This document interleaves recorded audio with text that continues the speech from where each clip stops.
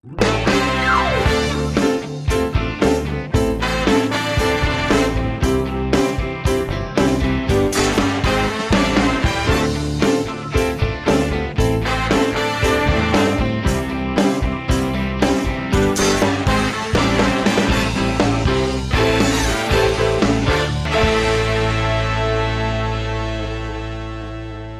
and welcome to the Lewis Nicol Show, and I'm excited to bring on my next guest today from S Club 7. Let's say hello to Bradley and Tina. Hello, how are you doing? Really good. It was nice because I've interviewed you before. It's the first time I've interviewed you.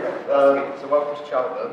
We've got to talk obviously S Club, one of the most successful bands of all time in the UK. I mean, I don't think people realise the level of fame that you guys had, and it was kind of overnight. So how did you guys cope with that, to kind of go from unknown to suddenly the biggest stars in the UK? Wow. I don't think you really get a chance really to really think about it too much. It's so fast paced, and just one thing to another. You're filming a TV show, then you're recording an album, promoting it, and it's bang, bang, bang, and you don't really have much time to think. Yeah, I think for me, like we were literally like chucked in the deep end. Our first single went to #1. Our TV show was like the #1 show on kids TV. So it was a lot, you know. We were so young, and I think all the pressure of it sort of kind of sounds like and that'll be Basin's got always done too. Is that going to be a problem? Yeah. So it is a lot of pressure, and I think you do have, you know, you have good days, and then you obviously, you know, have days where you think, oh my god, this is too much. But you know, we all sort of, there were 7 of us, we all kind of helped each other. Really. And that's the thing, like you said, the hits that you have. I mean, every single you released went into the top 5.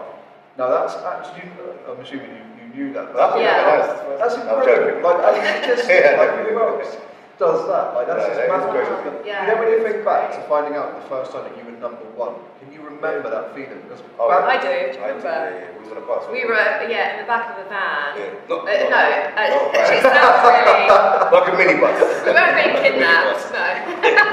Tied up in the back of a van.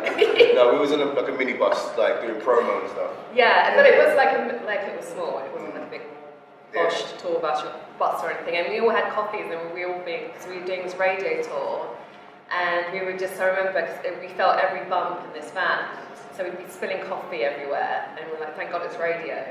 Yeah. And then we found out we were #1. So you know, if I remember right, we were trying to tune in, and it was really like.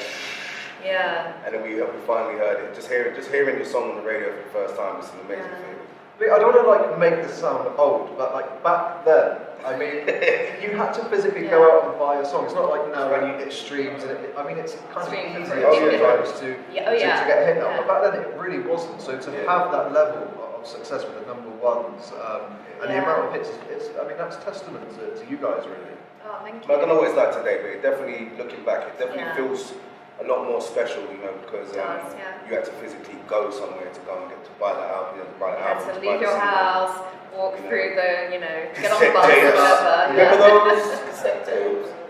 Even CDs, remember those? They're becoming a thing of the past now as well, aren't they? CDs. Oh yeah, CDs are like old school.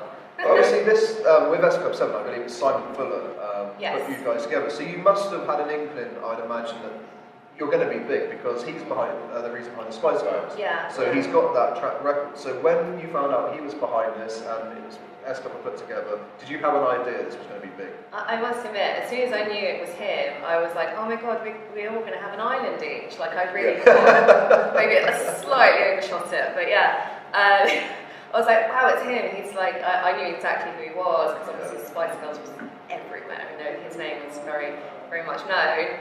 And so I was like, wow, we're going to be the biggest band in the world. So I was in that frame of mind, definitely. But I knew it was him. And what I'd like to ask you is obviously... Yeah, no, I agree, totally, 100%. I remember getting a message on my dad's answering machine.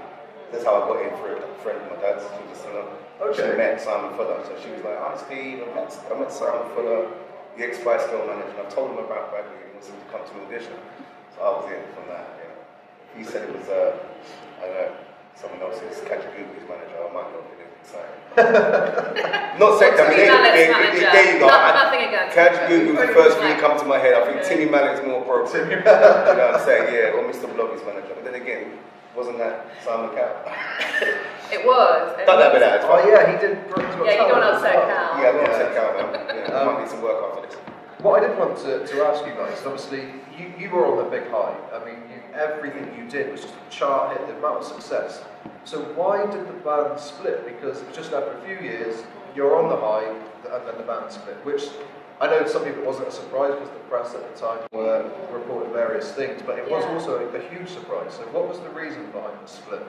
For me, I think we've been solidly touring for 5 years. We hadn't really, because it was so intense, we were literally home, hardly home, missed so many family things. So I think everyone just wanted a break, if anything, and to do their own things. I think a lot of people wanted to kind of explore solo projects and also do their own music. So it was that for me, to be honest. Yeah. Yeah, I'd say, and also I think it was probably a smart move, to be fair, because I'd say the shelf life of a pop group in them times was on average about 5 to 6 years, I'd say. If you look at like Five and Westlife, everyone was roughly about 5 to 6 years.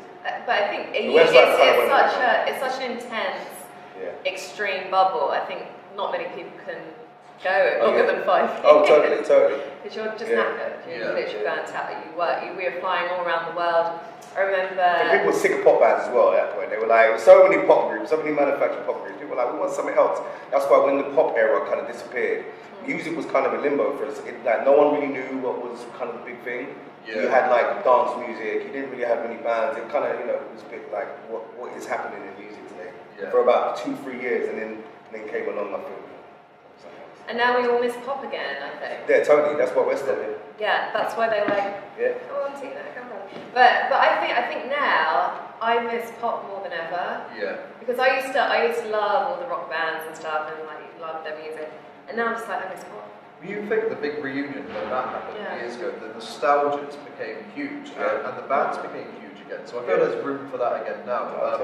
But I do want to talk about your solo stuff, because we've spoken before, and I love the track Fire. It's one of my favourite ones. Thank you. It's a great track. Yeah, I love that one. So you obviously are working on solo stuff, and you have done for the last few years.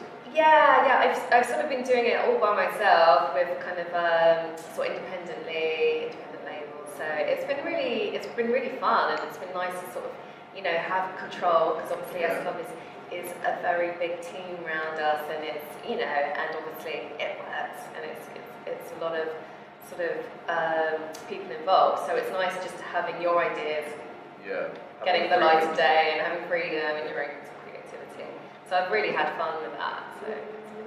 And what about yourself? Are you still working on music? I've always been, I've got my own studio in South London. I've always been working with different artists, so I've got loads of tracks now, written with different producers and songwriters over the years. I just wasn't sure if when I first left the group, kind of wanted to go down the solo the artist route. But then I couldn't really like I said, music was that weird place. You had Craig David, but I like R&B music, so that was what I wanted to do, and it had no place in UK, like charts at that time. Yeah. So that's what I wanted to do, and I had all these songs. I couldn't really quite place what I wanted to do, so I just started writing and recording other artists and producing other people. Yeah. And looking at 2023, have you got any upcoming projects that you can tell us about, or things that you're working on, some TV? Sorry, can't tell you that. We always get that. I have to say, sorry. There are things, but we're not allowed to say. So Genuinely. Oh no, we always have that situation. But honestly, it's great to meet you on. Will we ever see you back as a 7-piece? I'd love to see that happen. I think we're still young enough. We're still good friends as well. Do you know what I'm saying? So I think maybe. I thought you were going to say we're still good dancers. Well, I you not? What? I feel like I'm a bit of a dad dancer now. I thought you were going to get up and do something then. I was just about to do it like a dance routine and make really embarrass themselves. He's a very good dancer. At the nightclubs, I used to you'd be the guy in the middle of the dance floor doing all, getting over the top, spilling my drink. But now I'm a two-stepper. Okay, so I'm a two-stepper now a little bit. Yeah. Well, we'd love it if you get back as a 7-piece. I mean, we've had other members of the band on before, and again, they all say the same thing, that you're all problems. Of course, so hopefully we'll see you absolutely. back together. Thank you for taking the Thank time you for having today. us. Thank you.